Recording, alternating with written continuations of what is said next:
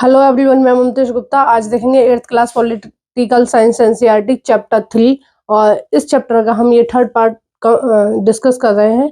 इससे पहले हमने 2 पार्ट कंप्लीट कर लिए हैं। अगर आपने नहीं देखे हैं तो इसी वीडियो के कमेंट बॉक्स में उन दोनों पार्ट 1 का और पार्ट 2 का लिंक इस वीडियो के कमेंट बॉक्स में आपको मिल जाएगा, तो आप वहां से क्लिक करके देख सकते हैं। ये साइड में जितनी भी प्लेलिस्ट लगी हुई हैं ये सभी मैंने पढ़ाई हैं और पूरी एनसीईआरटी को बहुत विस्तार से पढ़ाया है। तो आप जितनी भी ये लगी हुई है प्लेलिस्ट, ये इन सब की लिंक आपको इसी वीडियो की डिस्क्रिप्शन में मिल जाएंगी, तो आप उस पर क्लिक करके भी देख सकते हैं। ठीक है, हिस्ट्री की है, ज्योग्राफी की है, थ्योरी भी है, उसमें क्वेश्चन आंसर भी हैं, ये सारी चीजें हैं। तो आप वहां से जाकर इनको देख सकते हैं। एक बार डिस्क्रिप्शन में देख लेना वीडियो के, तो वहां से जाके देख सकते हैं। ठीक है, और इसके 2 पार्ट भी इसी वीडियो की जो डिस्क्रिप्शन में लिंक दिए हुए हैं प्लेलिस्ट के, उनमें भी जाकर आप देख सकते हैं। तो हमने पहले और दूसरे पार्ट में डिस्कस किया था कि लोगों को फैसला क्यों लेना चाहिए, हमें संसद क्यों चाहिए, संसद क्या होती है, संसद के क्या कार्य होते हैं, लोकसभा किस तरह से कार्य करती है हमारे देश में, राज्यसभा किस तरह से कार्य करती है हमारे देश में। ये सारी चीजें हमने फर्स्ट और सेकंड पार्ट में कंप्लीट कर ली थी। अब हम देखेंगे नए कानून किस तरह बनते हैं, यानी कि नए कानूनों की जरूरत हमें क्यों होती है, किस तरह से बनते हैं, क्या इनका प्रोसेस होता है, वो चीज हम देखेंगे। तो 2005 से पहले बहुत सारी घटनाएं ऐसी आ रही थी न्यूज़पेपर में, टीवी में, या उस पर रेडियो प्रसारण पर, कि जो महिलाएं हैं उनके साथ घरेलू हिंसा हो रही थी, यानी कि महिलाओं के साथ मारपीट। ठीक है, जो बुजुर्ग महिलाएं थी उनका लोग ध्यान नहीं रख रहे थे, उनको घर से बाहर जाना पड़ रहा था, आश्रमों में रहना पड़ रहा था। तो इस तरह से बहुत सारी घटनाएं सामने आ रही थी। तो फिर जब ये चीजें चाहे रेडियो के माध्यम से हो, या फिर न्यूज़पेपर के माध्यम से हो, या टेलीविजन के माध्यम से हो, या फिर अलग अलग जो सोशल मीडिया प्लेटफॉर्म है, अलग अलग तरीके से ये कहाँ तक आवाज कहाँ तक पहुंची, संसद तक पहुंची। और संसद के जो लोग थे, ठीक है, लोकसभा और राज्यसभा के जो लोग थे, उन्होंने क्या किया कि वाकई में महिलाओं के साथ अत्याचार हो रहा है। जो अविवाहित महिलाएं उनके साथ भी, जो विवाहित महिलाएं उनके साथ भी अत्याचार हो रहा है, जो बुजुर्ग महिलाएं यानी कि जो बूढ़ी महिलाएं उनके साथ भी अत्याचार हो रहा है। तो इसके लिए 2002 में एक समिति का गठन किया गया, जिसमें स्थायी समिति का गठन किया राज्य सरकार ने, और बोला कि जो महिलाओं के साथ जो भी चीजें गलत हो रही हैं उन सारी चीजों को आप इकट्ठा करो, मतलब उन सारी समस्याओं को लेके आओ, और उन समस्याओं का कैसे निवारण होगा ये सारी चीज आप अपनी रिपोर्ट में दीजिए कि महिलाओं की क्या समस्याएं हैं और उन समस्याओं का निवारण किस तरह से होगा। तो 2002 में जो समिति बनाई गई, उस समिति ने बहुत जिम्मेदारी से अपना काम किया, और कुछ नियम उसमें ऐसे थे, मतलब कुछ बातें ऐसी थी जिन पर संशोधन करना बाकी था। ठीक है, यानी कि जैसे बच्चे की जो कस्टडी है, जैसे पुरुष और महिला में, अगर विवाहित पुरुष और महिला में लड़ाई हो गई है, ठीक है, अगर वो अलग अलग रहना चाहते हैं, डाइवोर्स देना चाहते हैं एक दूसरे को, तो जो बच्चा है उस बच्चे की कस्टडी माँ को मिलनी चाहिए। औरतों का ये कहना था कि जो बच्चा छोटा है, 5 साल तक के बच्चे की कस्टडी किसको मिलनी चाहिए, माँ को मिलनी चाहिए, यानी कि माँ देख रेख करेगी उस बच्चे की। तो फिर दोबारा ये उन्होंने याचिका दी उस समिति को कि भाई अपनी जो बात है, महिलाओं ने न्यूज़पेपर के माध्यम से या इंटरनेट के माध्यम से राज्यसभा तक ये याचिका दी कि हमें इस चीज में और संशोधन चाहिए, मतलब ये जो नियम बनाए ये पूरी तरह से ठीक नहीं है, ये इस चीज को भी दिखाओ, मतलब इस चीज का भी निवारण करो कि जो बच्चा है वो उसकी कस्टडी माँ को मिलनी चाहिए, और माँ को उस बच्चे के लिए खर्चा भी मिलना चाहिए। ठीक है, तो फिर 2005 तक ये पूरी तरह से एक कानून बन गया कि कोई भी महिला है, ठीक है, जो विवाहित है या अविवाहित है, तो आप उसके साथ अत्याचार नहीं कर सकते, आप अपनी पत्नी के साथ अत्याचार नहीं कर सकते, मारपीट नहीं कर सकते। ठीक है, अपनी छोटी बहन के साथ, बड़ी बहन के साथ, किसी के साथ भी आप इस तरह से गलत व्यवहार नहीं कर सकते। अगर आप करेंगे तो उसके लिए क्या है, सजा का प्रावधान है। 2005 से पहले नहीं था, लेकिन 2005 के बाद ये प्रावधान आया। ठीक है, तो आपको पता चल गया कि कैसे कैसे चीजें हुई कि जो महिलाएं हैं उनसे संबंधित जो समस्याएं थी न्यूज़पेपर में आई, टेलीविजन पे आई और रेडियो के माध्यम से कहाँ तक पहुंची, संसद तक पहुंची। और जब संसद तक पहुंची तो संसद ने बड़ी गंभीरता से इस मामले को लिया और जो राज्य सरकार थी उस टाइम पर उन्होंने क्या किया, एक समिति बना दी कि हाँ भाई जो जो समस्याएं हैं इनकी, इनको देखो। वो समिति का क्या काम था कि जो समस्याएं थी उनको उन्होंने कलेक्ट किया, उन समस्याओं का निवारण किस तरह से होगा।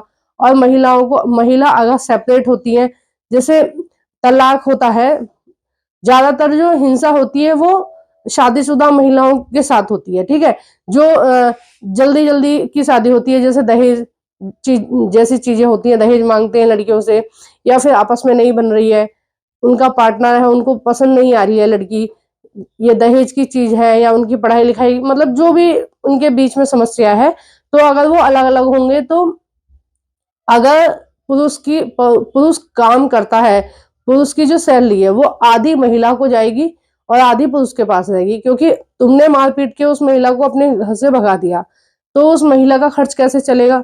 तो महिला का खर्च कैसे चलेगा कि पुरुष अपनी तनख्वाह की आधी तनख्वाह किसको देगा, महिला को देगा, ताकि महिला अपना और अपने बच्चों का भरण पोषण कर सके। ठीक है, तो 2005 में ये कानून बना। तो आपको समझ में आ गया कि कानून कैसे बनते हैं। कानून कैसे बनते हैं कि उस क्षेत्र की जो भी समस्याएं हैं वो व्यक्ति उन समस्याओं को न्यूज़पेपर के माध्यम से, रेडियो के माध्यम से, या अपने एमपीओ के माध्यम से, ठीक है, एमपी से भी कह सकते हैं कि भाई तुम हमारे एरिया के एमपीओ, हमारे एरिया में ये हमारे साथ गलत चीजें हो रही हैं, तो वो कहाँ तक जाएंगी, संसद तक जाएगी, फिर उस चीज से संबंधित कोई भी समिति बनेगी।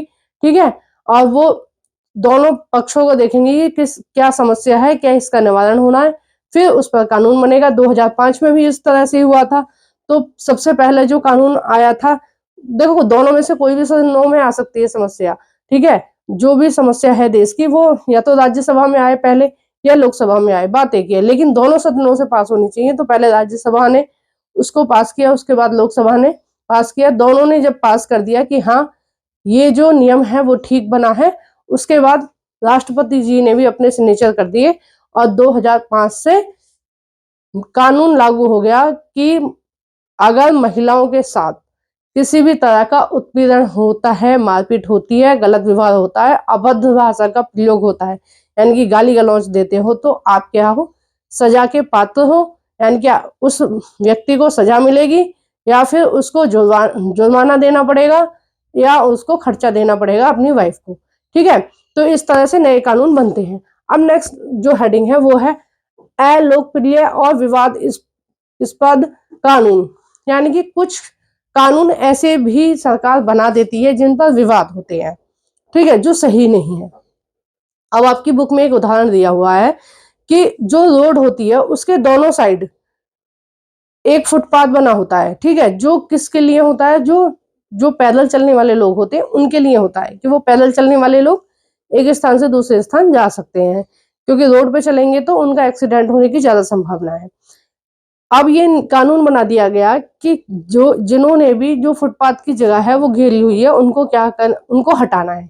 ये नियम बनाया गया कि अगर फुटपाथ पे कोई भी व्यक्ति अवैध कब्जा करता है तो उसको क्या करना है, उसका सामान जब्त कर लेना है या उसको 5,000 10,000 कुछ भी जुर्माने के तौर पर देना है। ठीक है, ये कानून बन गया।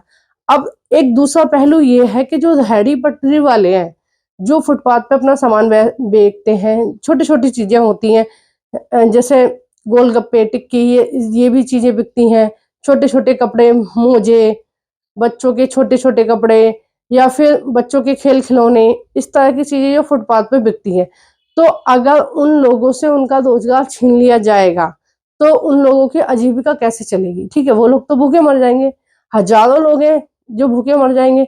अब जैसे मैं दिल्ली में रहती हूँ, तो दिल्ली में क्या है, रोड के दोनों किनारों पर क्या होता है, जो फुटपाथ की जगह होती है उस पर क्या करते हैं, गाड़ियों की लंबी लाइन लगी होती है, रोड बहुत चौड़ी होती है, लेकिन चूंकि दोनों तरफ गाड़ियों की लाइन लगी होती है जो अवैध खड़ी कर रखी है उन्होंने, कानून बना हुआ है कि आप रोड के किनारे अपनी गाड़ी को पार्क नहीं कर सकते हो, आप या तो अपने घर में पार्क करोगे या आप कहीं पे रेंट पर लोगे जगह को, उसमें पार्क करोगे। लेकिन लोग क्या करते हैं, अवैध तरीके से साइड में गाड़ियों को पार्क कर देते हैं। तो जब इस तरह के कानून आते हैं तो लोग उसका क्या करते हैं, विरोध करते हैं। जैसे रेहड़ी पटरी वालों का मैंने अभी एक किस्सा सुनाया था आपको। तो रेहड़ी पटरी वाले क्या करेंगे, विरोध करेंगे कि भाई ये कानून गलत बनाया है, अगर इस तरह से आप कानून बना दोगे तो हजारों लोग क्या करेंगे, भूखे पड़ जाएंगे। ठीक है, हजारों लोगों की क्या आजीविका यही है कि वो बिंदी, चूड़ी, लिपस्टिक इस तरह से चीजों को बेचती हैं। महिलाएं हैं, छोटे छोटे बच्चे भी मार्केट में सामान बेचते हैं।